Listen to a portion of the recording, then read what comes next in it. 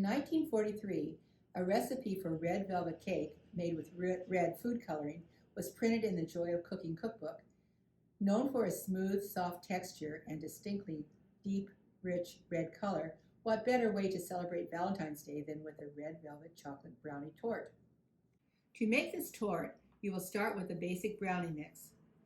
I'm using my brownie mix, which you can find on my YouTube channel. It consists of 2 cups of sugar, 1 cup of flour, 1 cup of unsweetened cocoa, 1/2 teaspoon of salt, 1½ teaspoons of baking powder, and I'm using 2 cups of this mix.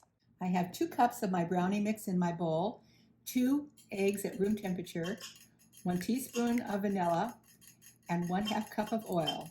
Mixing this well, I'm just going to add it to the dry brownie mix and mix well. You want to mix the dry ingredients with the oil and the eggs, and once it's all incorporated, we'll add the red food coloring. Once your brownie mixture is all mixed well together, it's time to add 1 tablespoon of red food coloring. You want to mix the red food coloring thoroughly but gently into the brownie mix because this will stain, so be very careful when working with this mixture. And once we're well incorporated, it's just a matter of spreading this brownie mix on a parchment-lined baking sheet and putting it in a preheated 350-degree oven for 20 to 25 minutes. Once you have your brownie mix on your baking sheet, using a spatula, spread it around the edges. Don't take it quite to the edges.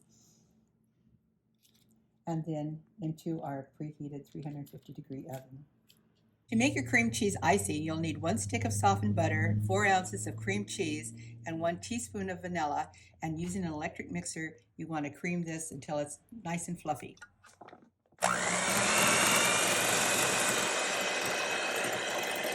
Once your mixture is well creamed together and nice and fluffy, it's time to start adding your powdered sugar.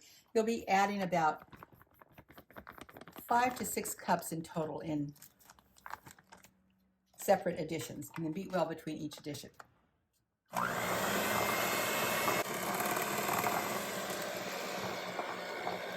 Know your icing is ready when you have a nice fluffy consistency, but there's still a stiffness and yet a spreadability to it.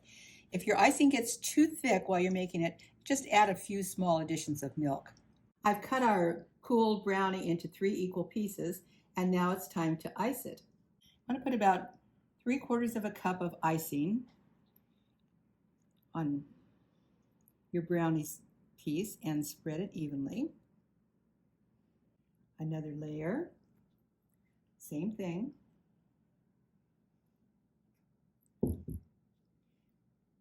Your icing will make about 4 cups. Again, the top. And the remaining icing will ice the sides. Now into the refrigerator for 30 minutes before slicing to serve. There are many different stories about the origin of red velvet cake, but one thing is for sure, it is different enough to be considered a special occasion dessert and a perfect dessert for Valentine's Day.